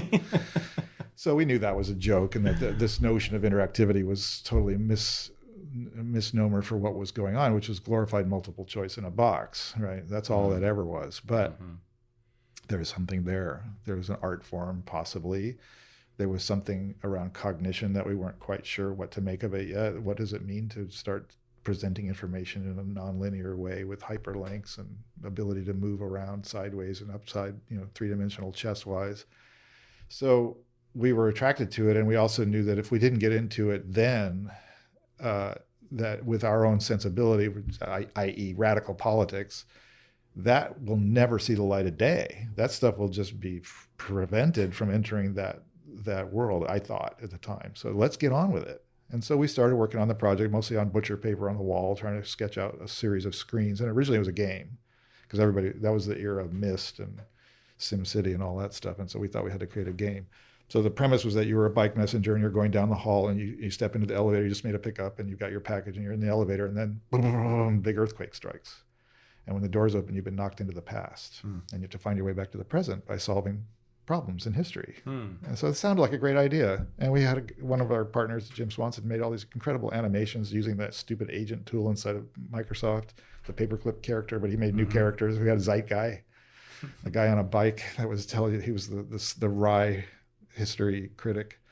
And then we had Bill Dollar, which was a reverse copyright sign. And so they would have arguments with each other. And we created all this stuff, and it seemed like a great idea. And then the whole game thing really wasn't working. And the animation was really clunky and not working. And it was just too much. And so we threw all the game away. And it was much to his chagrin and some people who were looking forward to that. And we just became a history project. You're surprisingly entrepreneurial. Yeah. I mean, you just try to do stuff. You see the thing is, we have always had free labor. Like that's everything we've ever done is dependent on free labor. Right. We never had any money. Yeah. So I remember in 96, at the beginning of 96, we decided, okay, we're ready to actually start doing this in a computer. Well, we had a 386 at the time. We had to buy this extremely expensive 500 megabyte hard drive, which we were like, wow, that's so huge. That's incredible. It's cost us $1,500 for a 500 megabyte hard drive, et cetera. So anyway, we went through all that stuff. And like I said, I'd been in that world since 1980. I already lived through a whole crash and burn of a startup back then. So very skeptical throughout all this process. We were not entrepreneurial in the sense of, let's get venture capital and build a business out of this. We did create a business thinking that the game might actually sell. But there's a funny side story. This is probably way too much detail, and stop me whenever you want. But we basically shot ourselves in the foot in a curious way. So 1996, 97 is when we spent untold hours developing what becomes Shaping San Francisco, the CD-ROM and the public kiosks. And our vision of interactivity meant you had public kiosks where people would sit down and look at this thing for free in public. And then somebody else would come up behind them and go, what are you looking at? And go, I don't know. Some crazy communist made this thing. And it's like, look at all this stuff in here. It's like full of all this history. And it's so interesting. And it's all these screens and their colors and animations and things going on. And so that would be the interactivity that we wanted, because then you'd start talking to that other person. That's what we wanted, is to generate conversation. So we saw the thing as the Trojan horse to start a conversation about history. Okay. And it kind of worked. You never could really track it. We weren't like doing the surveillance thing. We don't know what people did at the site. We had logs of what screens they went to, and that's all we had. We don't know who was using it or anything like that. So, anyway, so that whole period of time, we were sure that the Macintosh was done. That was when the Macintosh had fallen to less than 3% of the market, and Steve Jobs had been thrown out, and they were doing other things, and it just felt like, first of all, it cost more than twice as much to buy the hardware. The software that worked in that world, Macromedia Director, later absorbed by Adobe, was better software for what we were trying to do, but it didn't work on a PC. So we chose a different software package, which I won't even bore you with the details, but it worked fine on a PC, and our programmer made this really kludgy system, and it all worked. And we created $1 million piece of software for free. Basically, we did it all just because we worked really hard for free. So what was the content like? What were you writing about? At that point, we were essentially trying to do a little bit of proof of concept. So we weren't doing really in-depth histories in most areas. It was a lot of just sort of simple. There was a guy named Dr. Weird who'd done a Dr. Weird's Guide to Weird San Francisco. And we asked if we could use his stuff because he did it neighborhood by neighborhood and had all these little tidbits. And he said, sure. And so we got his whole files from CorelDRAW 3 and I had to figure out how to adapt it. It was just crazy. But I take it wasn't just the chronicling the great men of San Francisco history, right? No, exactly not. Right. By then we knew for sure that our goal was to do quite something different than that. And my personal interest that had already been pretty well developed during Processed World time was labor history and ecological history. Okay. And in particular, the relationship between the two. Mm-hmm. Like, how is it that anybody that's involved in ecological politics never talks about work? Mm-hmm. And how is it that people doing work never talk about the mess they're making? And there's just like, why is it like this?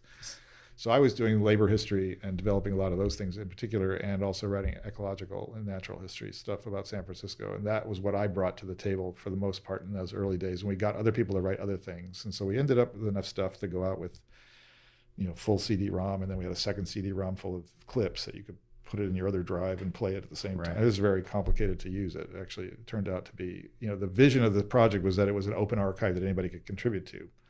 The reality of the matter is it was a giant technical bottleneck to actually get anything into it. And we'd gotten pretty adept at doing that, but you needed to go through us. There was no way to get anything in there otherwise.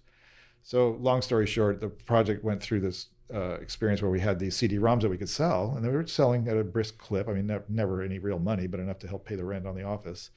And then we kept having people tell us, well, don't you have a Mac version? And we're like, no, why would we? There's no market for Macs. Well, not true, because in the Bay Area, 50% of the people who were willing to touch a computer and interested in history, which is a very tiny percentage of the population, that crowd was 50% of them religiously committed to the Mac and thought we were working with Satan because we weren't on a Mac.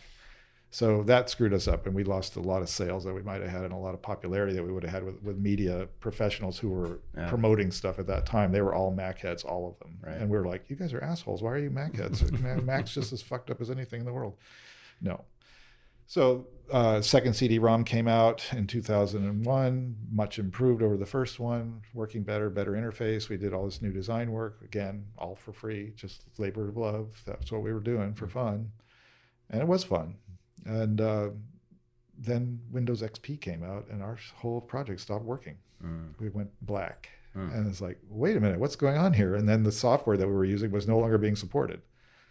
So we had the choice. We could either chase Bill Gates around or chase Steve Jobs around. No, forget all that. We have to go open source. Clearly, we should go to free software. So this is 2001, and Wikipedia didn't exist yet, and nothing had that kind of idea yet. Quite. I mean, we had the idea, but not the technical means to do it. And so we spent several years. Well, it took the programmer 3 years to extract everything from what we'd created into versions that could be adapted to a HTML world. So that was really difficult. He spent many, many hours writing Perl scripts trying to figure out how to extract, and ultimately we lost a lot of material. Not irreplaceable. But anyway, we went to one system in 2004 that was very good archival system, but every time you wanted to fix a typo or change one thing, you had to rebuild the whole collection online, which took hours. And I was like, this is stupid. So we just stopped and went through a series of years with different people volunteering to take the project to the next level. The first meeting we had, this woman says, well, why don't you do a wiki? Because by then Wikipedia was taking off, and we're like, duh, yeah, that's what we should do. So she volunteered to convert all of our content to a wiki format. And they were like, great. And so we waited a year, and she never did it because she was busy working at her job. And then next volunteer, same story. A whole year went by. He kept saying this weekend, and never doing it. And then the third volunteer, Jeff Rector, got it done and did a brilliant job. And then we hired a designer. So Found SF opens in foundsf.org opened in 2009. Found SF. Yeah, and the reason we have a different name than shapingsf.org, we have both websites, and Shaping SF is our public programming where we do our public talk series, which is ongoing since 2006, and all the archives of all the talks on audio, and some of them more recently are video as well. We also have bicycle tours, walking tours, and a certain amount of oral histories are on that site. And then Found SF is what Shaping San Francisco became as an online digital archive. And it's now over 1,900 screens of material. And it's like a Winchester mystery house of madness of stuff, just so many things. And a lot of it's gotten a lot deeper and richer over the last 5 or 6 years. I spend a lot of my time curating the site and getting really good content for it. Like, so new things that happen in the world that we record and immediately put in because it's history in the making. Or chapters from books or magazine articles or things like that, that I'm just constantly on the lookout for that stuff. And I have a giant pipeline of material that I'm slowly pushing through. I imagine you know quite a bit about the Barbary Coast. Yeah, some. I mean, that's not necessarily my specialty, but I can definitely... It's my favorite part of SF. Is that right? Oh, yeah. We just did a walking tour of the Jackson Historical District, Jackson Street Historical District, and that definitely was a part of that. Going to back up and down Gold and... I mean, don't you see that? I see it, I think, as the origin of the counterculture in San Francisco, is the Barbary Coast in the 19th century. The brothels and saloons. I mean, there's a sensibility in San Francisco that starts right away with the remittance men, who are all the gay men who are sent away and get paid by their families to stay away. And when is this? Right away in the 1850s. 1850s, right after the gold rush. Yeah. I didn't know this. That was part of the early San kidding. Francisco. And that's not just San Francisco, but it's definitely prominent there. But you have all the way till the 1960s before you actually have language really to describe being gay. For the longest time, I mean, we have these great interviews with Harry Haywood that I did, where he says, "Yeah, back in the 30s, I used to come. They're actually late 20s." He was the founder of the Mattachine Society. The Mattachine Society, which was one of the first gay rights movement organizations. At age 82, he was the Grand Marshal of the Gay Parade, et cetera. But Harry was a very interesting character who actually did a lot of theorizing, and he was a Stalinist. He actually comes out of the Communist Party. In Los Angeles. Yeah. And had come up here in the 34 strike. For people who don't know, this is part of the so-called homophile movement of the 1950s, which was the first political gay movement in the country. Yeah. And Daughters of Billy being the companion on the lesbian side. Right. So anyway, he has in the interview, he describes how, on a good day, they didn't really have a word for being gay yet. They say, well, on a good day, we describe ourselves as temperamental. That's really charming. But anyway, so they go forward all the way. You got this whole long period of that going on, and then the red light district life that happened along the Barbary Coast was part of it. There was also the crimping and the Shanghaiing going on in that area. What was crimping? Crimping was a business that was legitimate until the early 1900s, in which ships, which was the primary means of transportation for the longest time, getting in and out of San Francisco, well up until close to World War II. Is that true? Until World War II, that was the primary means of getting People came by boat. Huh. I mean, they might arrive on a railroad from the East Coast and then get off and take a ferry across the city to the city. But, for the longest time, it wasn't the waterfront. I guess that's right. Yeah. It was called the city front because you experienced it from the water first. Mm-hmm. So I'll be doing a boat tours in the spring called the City Front Tour. That's coming up. But anyway,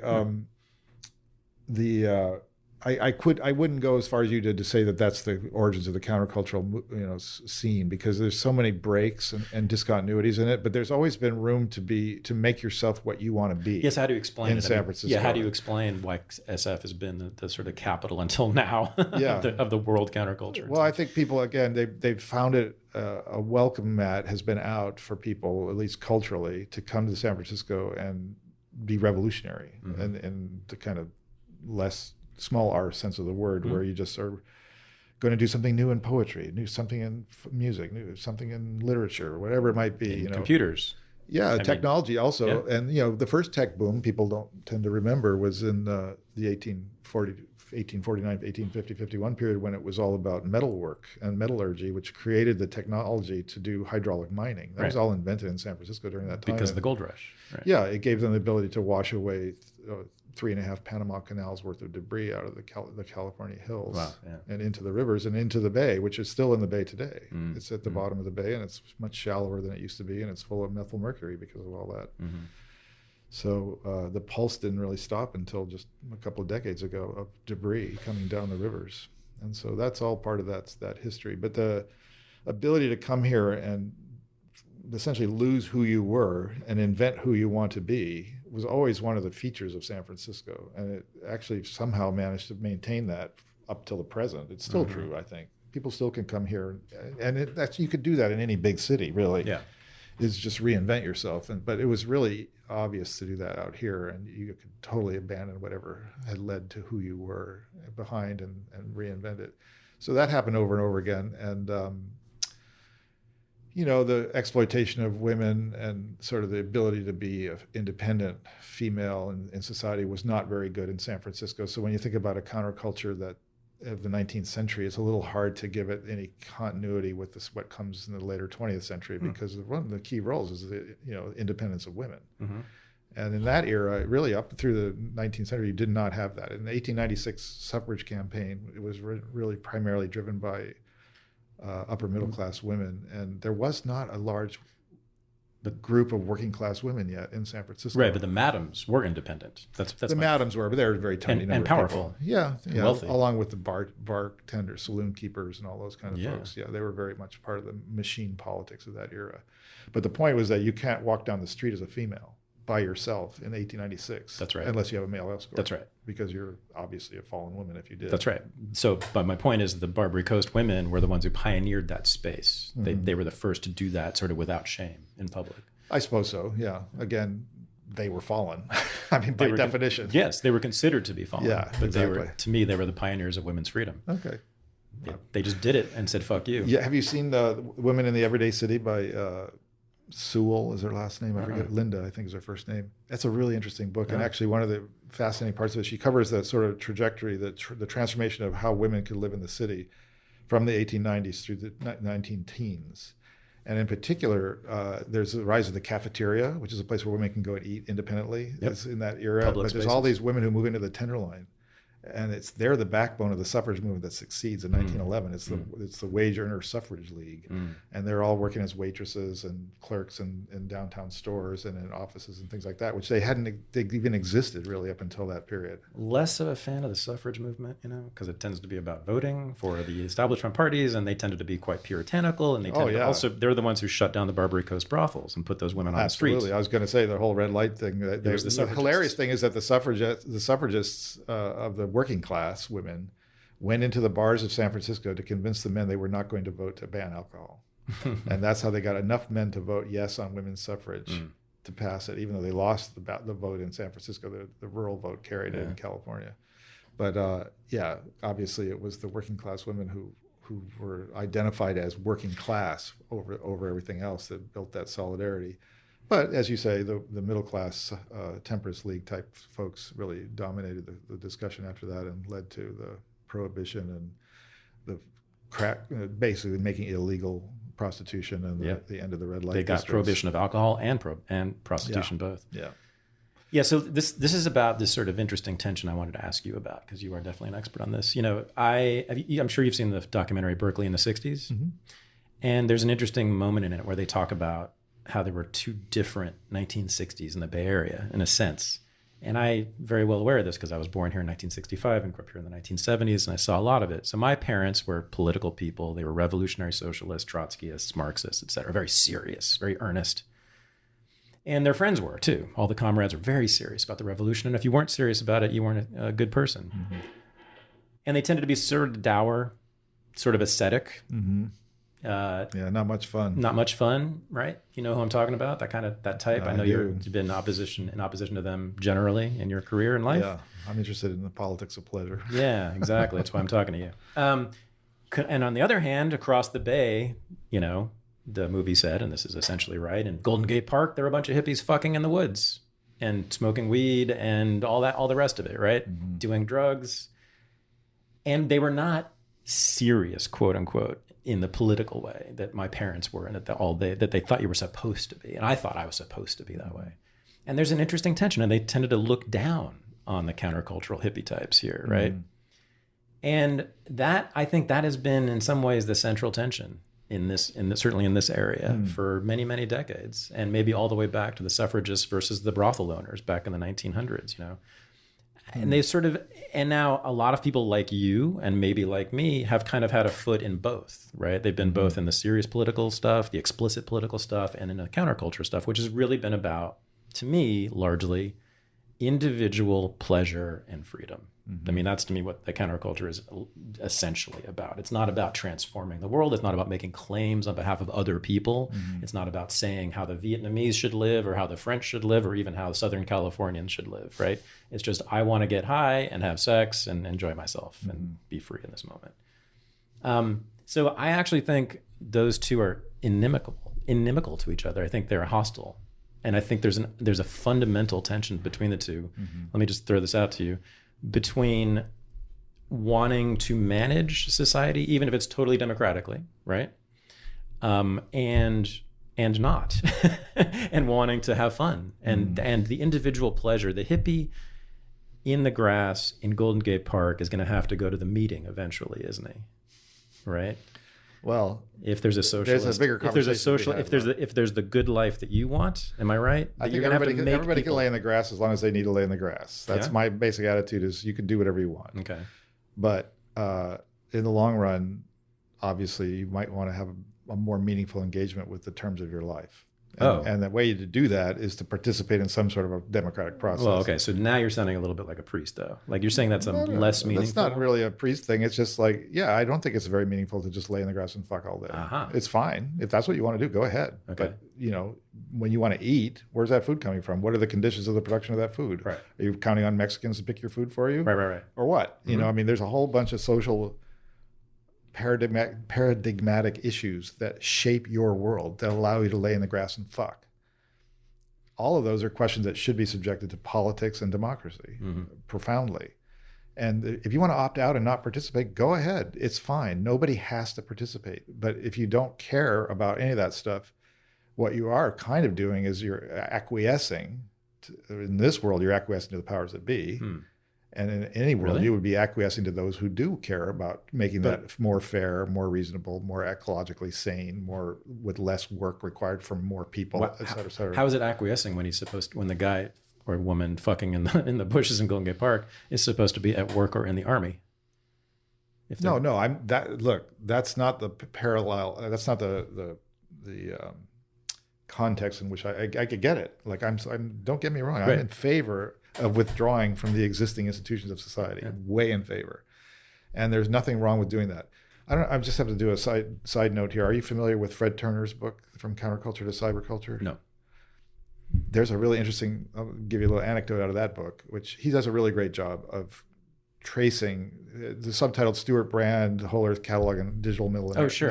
I know about this. Yes. Yeah. I've heard about it. Yeah. What, he's sort of following Stuart Brand as sort of the spine of his book because Brand just shows up everywhere like Forrest Gump, but, and has an influence to be sure. But what he traces, interestingly enough, is that the counterculture of the 60s split pretty early. And you had a moment in Berkeley with Ken Kesey going on stage in 1965, refusing to speak at an anti-Vietnam War rally and just going up there and playing harmonica and turning around and leaving and saying, we should all just go home. Wow. And that's what he shows that that's sort of the moment where the divergent paths go between the sort of the lifestylists and the back to the landers eventually. There it is. And the more like the hard left, which becomes harder and harder depending on who you follow or more wimpy depending on, it just depends. There's all varieties. So what's interesting is that he follows the Ken Kesey track, which goes through Stuart Brand and all those guys also, who are all ultimately about tools, right? Whole Earth Catalog and back to the land and figure out how to make the world you want to be in and just create, live your truth, whatever that is. And that sort of sounds like a good idea to a lot of people at that time, more than just fucking in the grass, but build your yurt and go on with it. And so people still do that to this day, but the back to the land movement then kind of fails because it turns out agriculture is kind of a drag. It's hard as hell. Hard work. Especially for the women. And it's hard to get good. Yeah, well, the women were getting tough. Because they have to work in the house and in the field. Especially badly treated in that regard. So what happens is that a lot of the men in that world then, and some of the women by the late 70s are giving up on the back to the land thing and are moving back into whatever they abandoned long ago or choosing other things. And then Stuart Brandon and a number of the people around him figure the personal computer is the latest tool to create this liberatory future. And that's when I got a job at Community Memory. Community Memory was founded on the idea that there will never be personal computers in people's homes because they will not allow it. And that the idea was from the Homebrew Computer Club and these various technical hackers was to create access to computers for the average person who then would subvert the powers of the man, both in the form of the government and in the form of IBM and the military. And so obviously what's happened since that time is that with the rise of the Mac and the privatization of computing, and then eventually this one government bureaucrat privatizes the entire internet and sells it off to private companies and blah, blah, blah. It's a long, complicated story. And it was always based on surveillance and the Department of Defense. So we can't be deluded about it. Right. But people like Brand and all the folks around what became Wired magazine and this kind of thrust towards, personal liberation through computing. Oh, I see. Okay. They are businessmen. They were always businessmen. They always hated the government because the government was gray man. They don't want to be the gray man. They want to be the free guy who can lay in the grass and fuck because he's rich, right? Okay. And he doesn't care where his food comes from because those are poor people. He doesn't care about them. He just wants his stuff his way whenever he wants it. And so when you make that distinction between the left and the sort of the split in the counterculture, The left was the side that had some aspirations toward social conscience and collective responsibility. Yes. The other side was, fuck everything, I'm going to do whatever I want, which is the most perfect model for capitalist society. Because you're a consumer. You're basically just a consumer. And all of that stuff from that trajectory was about buying different products. And it coincided in time with the change from Fordism and mass production and mass products to niche markets and niche production. And there suddenly was a proliferation of smaller factories. Even in steel, they went to smaller factories and smaller batch productions. And you could now start micro designing products for micro niches in the marketplace, which all the politicians from then on, if you ever see a really good thing, is Adam Curtis's Century of the Self. And the third episode of that is 4 hours long, but the third episode is really good to watch for this, because he shows how that period of time during the human potential movement really kind of captured this me, egotism. And that's what Reagan fed into and Thatcher. They got it. So then I don't know when my individual desires or desires for individual liberty, whether it's to go off to the beach when I'm supposed to be working, or going and having sex in the grass when I'm supposed to be going to the army, or whatever it is. I don't know, according to you, when that becomes simply proto-capitalist. I think it always is. And the question is, what do you do with it? Okay. What do you do with it? That's why it doesn't stop there. It's like, I'm fine with that impulse. I like impulses. Okay. People should have a good time. You should enjoy yourself.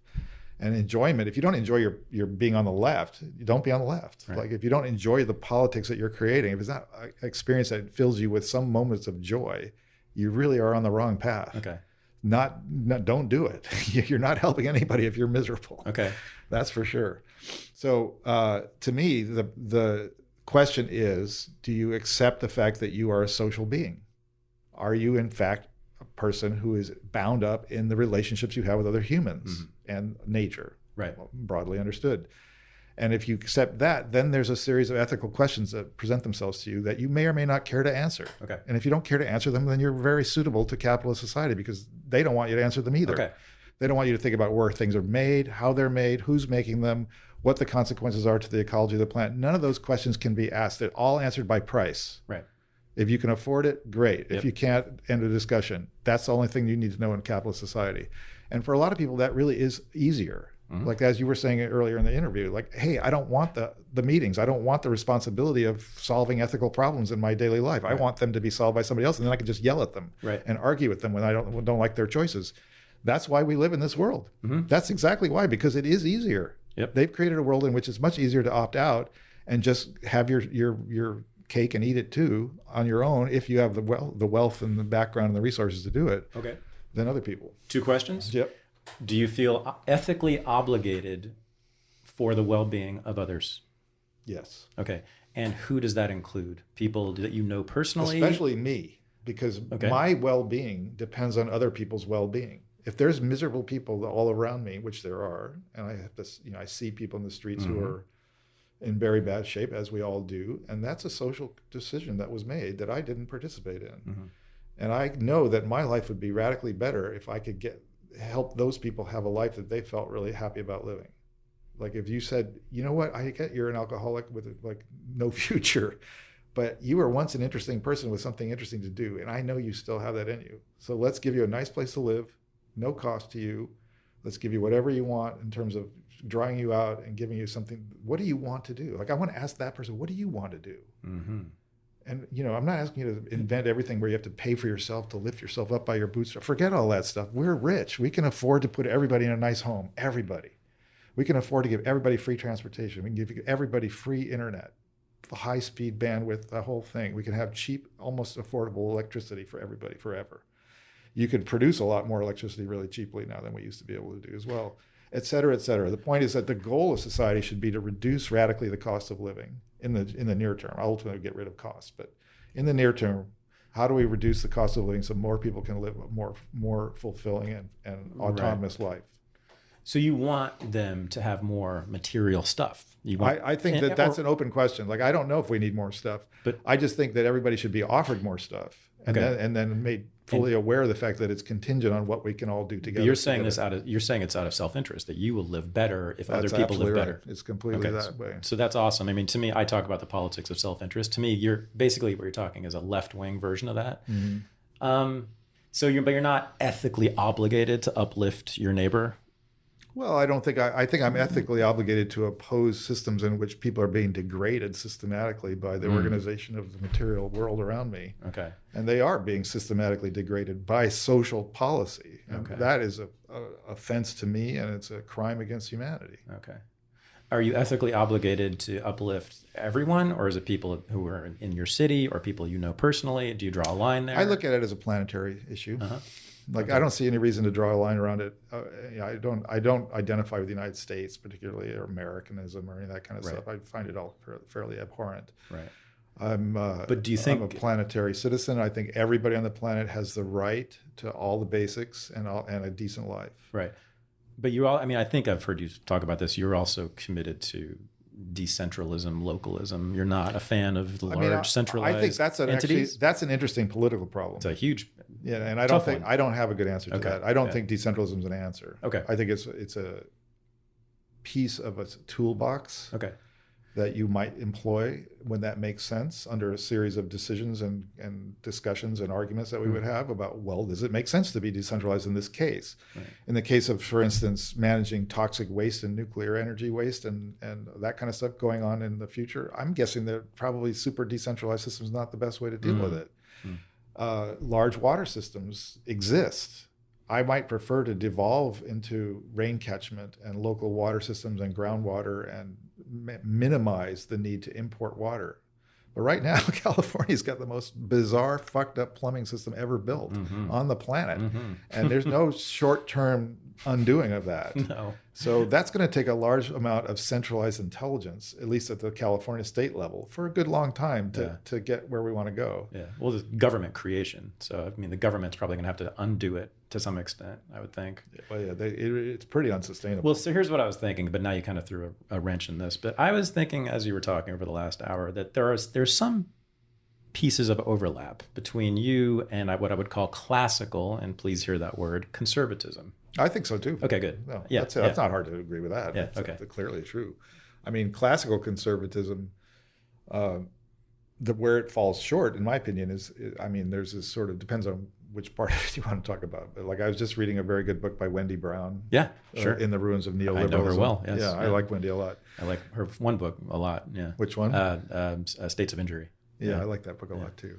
Well, the new one's good. In the Ruins of Neoliberalism, because what she does is she's a little bit critiquing her own previous work on neoliberalism. Yeah, see, I'm not as big a fan. I'm not on the neoliberalism tip like a lot of you guys are. Well, the reason that she's smart about it this time is, not that she's not always smart, because she is, but in this particular book, it's a very short book, you could read it quickly, and it's about the Mount Pelerin Society's philosophical origins of this whole stuff. So, Friedrich von Hayek, and then I've heard her give a talk about this. Later, Milton Friedman, all that. That's the economic part of it that she's done before, and she's still doing that in this book to some extent, is building up her argument.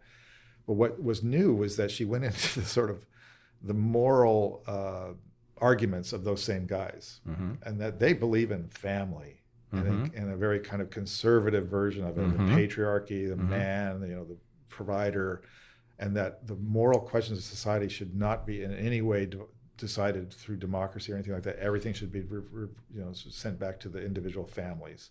And in that respect, they're very close to what Thatcher took it up and ran with. They say there's no such thing as society. There's just individuals and their families, and that's where that comes from. And so, trying to make sense of where this moment we're in with this crazy hybrid Trumpism thing with, first of all, you have the madness of the guy, but then you've got the chaos of this evangelical embrace of a guy that doesn't agree with anything they say, but he's feeding them their little political things they want. Lives the opposite of what they say. He's giving them their judges, and so therefore anything goes. Yeah. And then you have, but also Pence and people within the administration who are promoting their agenda across the board everywhere, which is this weird, Handmaid's Tale version of morality. But it turns out that's exactly what Friedrich von Hayek believed in, as did Milton Friedman. Well, no, that's not right about Hayek and Friedman. But actually, it's not material here.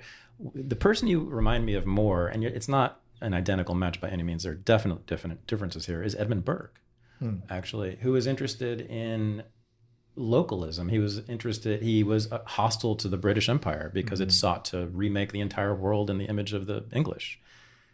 It was a giant corporatist, right? State and private enterprise that imposed its will and its culture on the world's people. You know, it's the kind of thing that you would hate. Yeah. He was very interested in allowing the local to grow organically, to develop change, to happen organically, not forced from above by large institutions. Again, something I think you'd be sympathetic to. He hated the French Revolution because it was a violent attempt to impose particular ideas on the masses of people. Right. So he's like sort of the conservatism of the Economist magazine. In a way. Kind of. I mean, there's hardly any Burkean conservatives. They're a little more modern than that. Yeah, there's hardly any Burkean conservatives around anymore. They're there's like 12 of them, and they're called paleo-conservatives. And you definitely would have differences with them. But for one, they're opposed to immigration, right? Yeah. So like if you're truly about the local and decentralism, you're going to, and by the way, a lot of environmentalists are anti-immigration for the same reason. Right. You know this, right? Yes, of course they are. So, you know, you're interesting because I feel like your vision of the good life, your personal values, you know, we talk about family and and you're so committed to the local here, you know, and this place. Feels very Burkean to me. And also he was hostile to sort of like a lot of what he saw as like the superfluous trappings of modernity and capitalism. And, you know, we don't need all this stuff, you know, we just need what's here, right? So there is, I don't know if that's asceticism, but there's some ascetic element, and you called yourself a priest at the beginning of the interview. No, I didn't. I said if I lived 400 years ago, the field in which I would have probably found myself might have well been that, because of the kind of thinking about the human predicament and the sort of the ethical and questions that surround human choice. The only field in which those were even considered those hundreds of years ago was in religion. But to me, I'm super anti-religious. I've always been really anti-religious since I was a little kid. Right. Like I'm as atheist as you can be, and don't get along with religious people. I hate religious rituals. I mean, the whole thing just puts me off. But you have a moral structure that in some ways overlaps with Christianity. I mean, it's a golden rule. I think it comes out of every school of thought. You know, every religion has some version of that. Like, treat people well. You know, you want to be treated well, treat other people well. Better chance you'll get it. So that's pretty easy. There's another little reference point that you might find of interest. I don't know if you ever heard of a book called Bolo Bolo. Mm-mm. It's a very obscure little book published by Semiotext back in the 80s, and then they have a newer edition that came out more recently. And it's written by a guy who goes by the initials PM, who lives in Zurich. And he's very much trying to figure out, he's got a lot of books out, actually, and some of them are fairly prescriptive in ways that you would not like, because he's trying to say you can only have this many British thermal units per year, each person. That's the deal. That's the actual rule on the planet. Yeah. Everybody gets X number of British thermal units.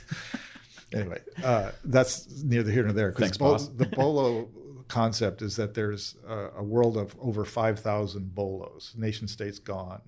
The world's divided up into these communities. They're 500 to 5,000 people each. Might be more than that now. I don't know. It's what he wrote in the early 80s. And at that point, he had this whole theory of the ABC disco knot, which was having to do with the A deal, the B deal, and the C deal in the world. If you first world A, Eastern Bloc B, and then third world C. And that what he said in the early 80s, which is a little bit prescient on this part, was that you're going to see more and more of those three populations with those deals occurring in urban centers throughout the world, that they're going to be emerging everywhere. So where it seemed like the A deal was for everybody in the first world, no. Pretty soon you could find the B workers already, and then now we have a huge destitute population everywhere as well. And that's very much the Brazil model that he was talking about as an analytical tool. But his way out was to propose that we all live in bolos, and that you could have fascist bolos and communist bolos and anarchist bolos and every kind of bolo in the world. And then every one of them would keep 10% of their beds empty for visitors. And you just could move around the world and travel from bolo to bolo, and every place was pretty self-sufficient. I mean, there was some trade, but it wasn't what the driving purpose of life was. And I'm down. Yeah. This sounds good. Not bad. Huh? Are you with this? I like this. Again, everything begs questions. But that's about as good as I think we can hope for. There'd be no private property at all. You'd have you'd only own the things that would fit in a box, and the box is the size of your coffin. I checked out. Sorry. I'm going to cancel my shopping cart. Yeah, there's nothing you could own. I'm not buying this one. You wouldn't need anything because there's a lot of everything everywhere. It's like us coming here and getting this room. I don't know how much you had to pay for it, but imagine it was just like there's a free resource of a community room wherever you go, or there's a bed wherever you go, or there's a stereo system, or look, vehicles. I've always said this. Look, if socialism can deliver what I want, I'll vote for it. I just am not convinced it will or can. And most importantly, as I've said, I don't want to work to get it. I think socialism is just a mountain of work. I think capitalism is plenty of work, and socialism is just gonna perfect the job. So you think capitalism is better than socialism? Yeah, it's a preference that I have. That is, and I find it highly imperfect. I find capitalism to be the system of anxiety, and socialism to be the system of depression. And I just choose anxiety, even though I'm not a fan of it. But I also choose the stuff that I get with capitalism. So, Chris, what can you and this is the last question. Can you in specifics describe, again, this is something that leftists can't do for odd reasons, but I think you're one of the few who can. Can you describe sort of in specific detail what the good life looks for you personally, like now and going forward for the rest of your life? What is the good life, and what would it look like if you lived in the good life or the better life? Okay, I'm going to give you two answers, and hopefully they won't take too long. One is to sort of answer that straight up in the conditions that I live in. And the second one is to talk about a novel that I wrote in 2004, which describes a post-economic life. So that I think goes into some more detail. So my aspirational view of my near-term existence on the planet, which hopefully will last for 30 or 40 more years with luck, is to have a lot of time. It's always about having a lot of time. And that means having very limited need for money. So I don't need to spend a lot of money, then I don't need to make a lot of money, which means I have a lot of time to do whatever I want. What I like to do is read and think and argue and discuss and publish and write and participate in social movements if they seem like they're going somewhere interesting. And most of the time I don't have a lot of time for that because none of them are going anywhere interesting. But when they seem to erupt, I like to go and be part of that. I get a lot of pleasure out of that at certain moments. So my good life going forward is eating well and living well and laughing a lot and having a lot of good times with friends and jokes and stimulating intellectual life. That's actually difficult to get because I feel pretty isolated intellectually. I am very weird. Really? Oh yeah, even here you are. Oh yeah, you're iconoclastic even on the left here, which is why you're here, by the way. Yeah, and most of the people that I know don't read the things I read. They're not interested in depth thinking about things that I'm thinking about. So I don't have a peer group really that I'm involved with at this point. I mean, there's people that I do have peers that I hang out. Like there's a group called Retort that meets in Berkeley that are a bunch of folks that are kind of on the left but are older for the most part. There's my scene around Shaping San Francisco has its own life, but there's only two of us that do it. We do all the work, just two of us. And we get $1,700 a month each to keep it all going. So obviously low income to say the least. But there's things like that. There's a kind of an everyday life, quality of life thing that I find easily attained through the choices that I've already made and the choices that I will go on making that allow me to live well. And we obviously live in a part of the world that hasn't been super damaged yet by climate change. It may not ever be. I don't know. Maybe not in my lifetime. It might stay pretty nice here for quite a long time, or it could become very seriously drought-stricken and famine could hit. I mean, the treatment of the agricultural lands of the Central Valley is unbelievably bad, and the chance of it having a real crash in productivity in our lifetimes is pretty high. Really? In California? Yeah. Oh yeah. No, they've destroyed the soil. People are saying this? I didn't know this. Okay. Oh yeah. If you look into soil science, it's a terrible thing, and you can't keep dumping petrochemicals. I thought we were producing more food per acre than ever before. Well, that's not necessarily a good sign. Oh. The fact that this year has good output means you're depleting things for the future. So, and then of course the long-term water story here is unknown. Like we really could have a very severe drought and the absence of snowfall in the mountains, and 3 years after that starts, and if we're in a 40-year drought, which has happened historically, we're screwed. The whole California falls apart really fast. Yeah. So not the good life. No, and that's one that I would rather be in San Francisco when that happens, because I think there is a possibility of San Franciscans banding together and the resources we have at hand. We could grow a lot of food in the city if we dig up half the streets. We could actually have Plenty of water. We have a big aquifer under the city that's hardly used, and people have forgotten that it exists for the most part. Although the PUC is now starting to wake up to that and make some adjustments in how they use water. We could also reorganize gray water. I mean, there's so much to do. It's a lot of work to rebuild. I mean, we got to replumb everything, right? That has to happen anyway. But anyway, so going forward, I can imagine. In a worst case scenario, I'd rather be in San Francisco. In a best case scenario, I'm happy to be in San Francisco. Right, exactly. So those are both true. Now, the novel, just to give you a little bit of a more whimsy on this whole thing, is called After the Deluge, a novel of post-economic San Francisco. It's set in 2157. It's available for free as a PDF from my website, chriscarlsson.com. You can also find it usually for a penny on Amazon these days, since there are used copies floating around. But and After the Deluge is a world in which the oceans have come up 12 feet. So most of downtown and all of Mission Bay are underwater, and people get around in these weird bio boats, these little gondolas where you just sort of like hit the nodule and it flips and your boat goes through the water. And because all this biotech money's going now, so 150 years from now, there'll be all these things that they invented. So I have a lot of it. I do actually anticipate a biological transformation of manufacturing happening within our lifetime. Like that's the real green capitalist revolution. If capitalism sticks around at any length of time, there'll be this huge amount of like building, like I have bio bulbs, for instance, where they genetically engineer fireflies into light bulb sources, and you have plenty of light just from photosynthesis. So great. And so many other things, bio elevators, bio-vaders, and these boats. And anyway, so that's one piece of the story. Then you have the streets are all mostly gone as we've known them.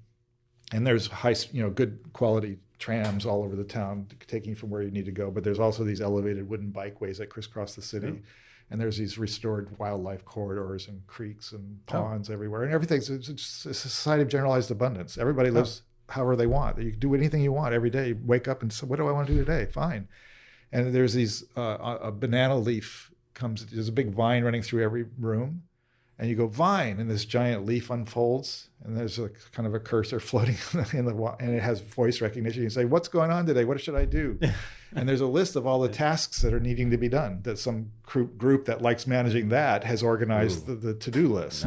Today, we got to clean the canals down in this part of town, or go and now it's getting a little Orwellian. Stock the shelves with sheets, in this part of town, or, unload this boat coming in. And there's in Treasure Island is like is actually Yerba Buena. Wait a second here. In your utopia, you want the boss in your room telling you what to do that day? There's not a boss. It's just do anything you want. It's a list of opportunities. Oh, opportunities. It's just like you want to, if you feel like today. Not tasks. See, the premise of my novel is that everybody wants to pull their own weight. They don't want to do more. They don't want to be exploited. They don't want somebody else getting off on something easy, but they do want to do their own share. So it'd be a list of all the things that could be done today. Yeah. Not the things that you have to do today. Right. And that's just for people who don't have something to do. Because a large number of people have something they'd like to do, right? Yeah. They've already chosen. So the way the work is structured is you have these things called annuals. There's these annoying signs everywhere in my future world. They say, nobody wants to, so we all have to. Do your annuals. And it's 60 hours a year of shit work. And there's no enforcement.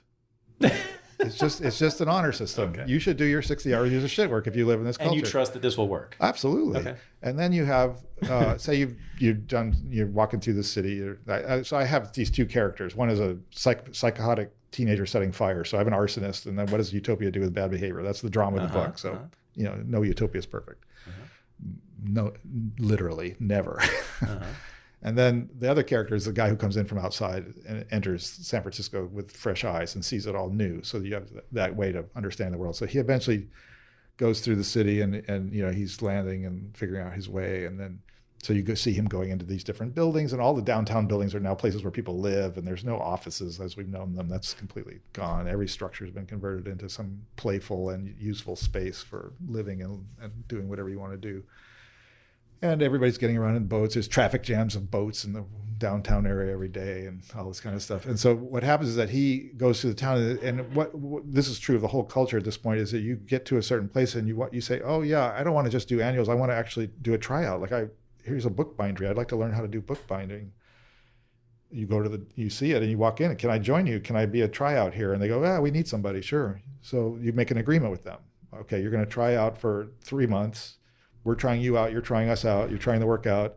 We're going to show you how to do different things while you're here. We expect you to work this many hours to keep us going. And these are the lifers who are working there, right? They've chosen to be there. They like it. That's their thing, right? And that's what happens. People choose something they like to do, whatever it is, cleaning the sewers. Some people like doing Spontaneous organization? It's relative. I mean, by now it's been going for a while in the novel, right? It's 75 years. But that's what we're talking about. Is that what you would call it?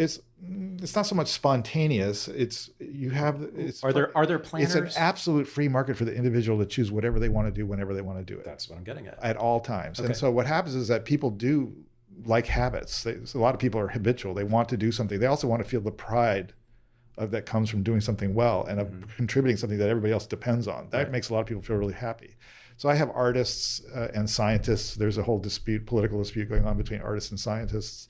Scientists who want to be free like artists, but the culture, because there's a die-off that happens before the book from rogue science projects, the scientists are heavily controlled politically. You can't just go and do whatever you want scientifically. You have to get permission from committees of people who are evaluating you socially. What's going to happen? Ooh. We want harm prevention as a rule. But is that a state? That sounds like a state now. It's actually committees of people who decide to participate in that way. They're sort of self-organized. Okay. Anyway, so then once you do a tryout, you have the ability to become an apprentice. So you do the tryout for 3 months or 2 months. Each place is different. It makes its own rules. Now you say, oh, I like it here. Can I stay? Can I be an apprentice? And they're like, yeah, I guess you're all right. You could stay. And so now you stay for whatever it is, 6 months or 4 years or whatever they think will take you to learn everything there is to do in that place, from like fixing the wall when it breaks to putting in the outlets to every little widget that they make, whatever they do. I don't even know. There's a million different possibilities. So you learn everything from like managing the flow of goods and the inputs and outputs and blah, blah, blah. And now you're done. You're a lifer. And you can leave the next day and go do something else. Or you could stay. You probably would have stayed because you just put this huge effort into it and you like that place well enough to stay. And none of this is mandatory. No, it's not mandatory, but there are disputes. Right. The people get really angry with each other, and the lifers can't stand the people coming in doing annuals. And they're resolved without a state. They're resolved by... Yeah, they're resolved by arguing. Yeah, by arguing, by fighting. And I show some of those happening by fighting.